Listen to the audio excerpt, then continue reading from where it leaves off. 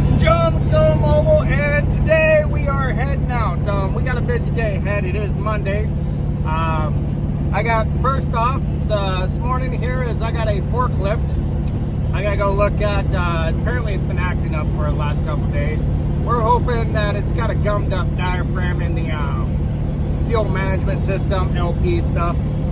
Then after that, I gotta give a gentleman a call because I gotta see if I can knock him out today too. I got a cylinder that he went and had rebuilt. I repeat, I didn't have this cylinder built and I didn't rebuild it.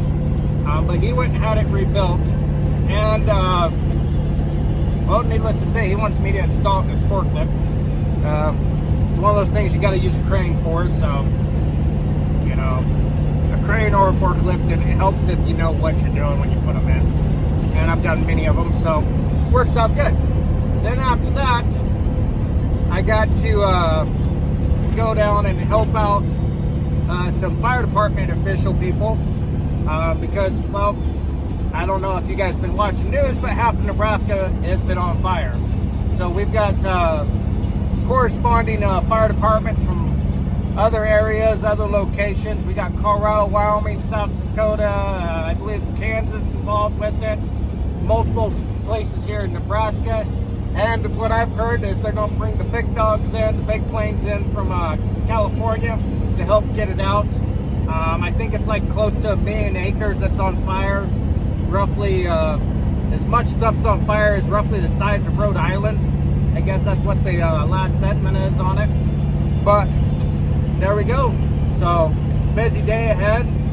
Don't know quite what we're running into at the fire department vehicle. I just know I can't touch it until this afternoon because they're still using it, which, you know, that's understandable. Well, the first thing you do is you identify your problem. They say it's not getting fuel. So on that, what I'd like to do is basic simple things. Start off with it. First off, I drain the system.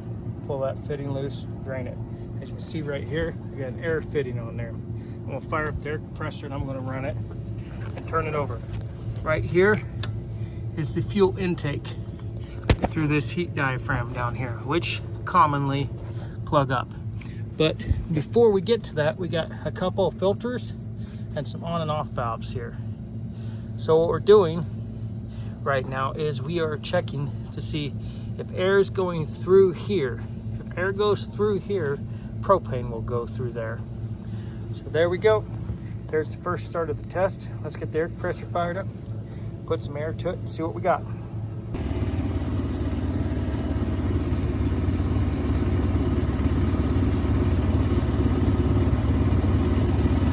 Well, as you can tell, we have air coming out, so it happens to not be that.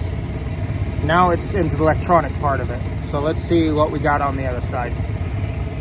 Tell this is the LP shutdown solenoid, and well, we got gas, or I shouldn't say gas, but air going to it. I popped this open, checked the fuse. Now we're going to check a resistance between here and there.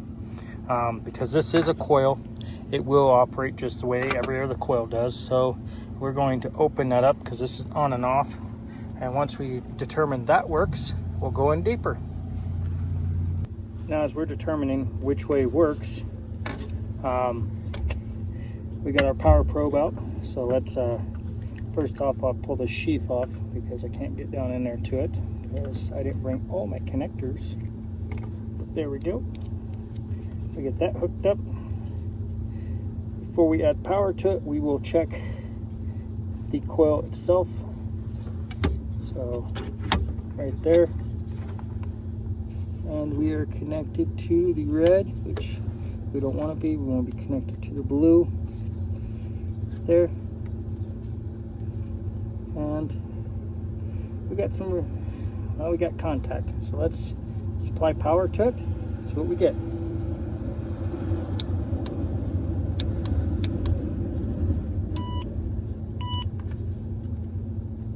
Coil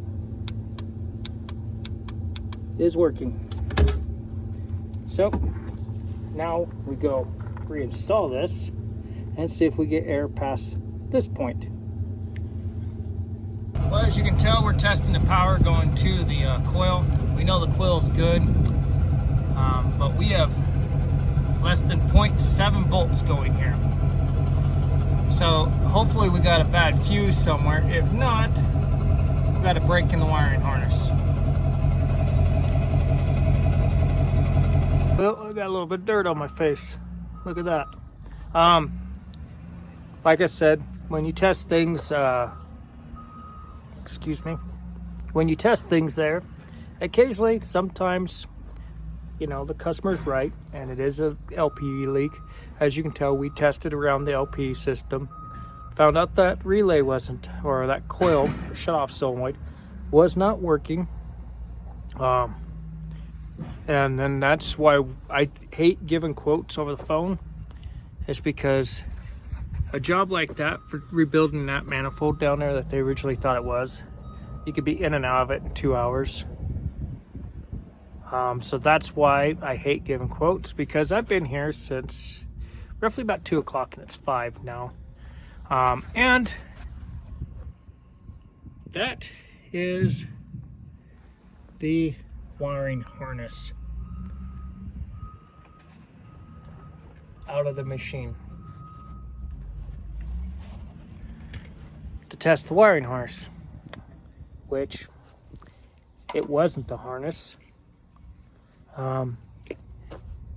The ECM is bad. So now I'm gonna go ahead and pull the ECM out and stick it up here, and then go ahead and rebuild their harness. Write down information on it, because even though it didn't get fixed today, someone's paying for the tape to put the harness together and paying for my fuel and time to get here. So we got that. Oh yeah, and on top of that, there's a couple other things. You have to, as you're testing harnesses out, yes, I've disassembled the machine to check the harness out. And well, it's not the harness. I wish it was, but it's not. So now I get to try to track down a ECM for a forklift. So now you guys know. Oh, and I got to put everything back. See, like that. All that fun jazz. Put the service truck back. Pull my tools back. Get everything put back together, because you can see, looks like it's going to snow. So I got to make sure everything is all put back together so it don't snow on me. And the poor gentleman that needed his forklift cylinder lifted in today ain't gonna have it, because I'm on locked contract with the fire department right now, and I gotta be there in 4 hours, and they're 2 hours away, and I'm 2 hours from having this put together. So I'll be really cutting it tight. Until the next time, thank you guys for watching, and for all you mobile guys that work on a little bit of everything, you guys truly understand the pain I'm going through right now. Yeah,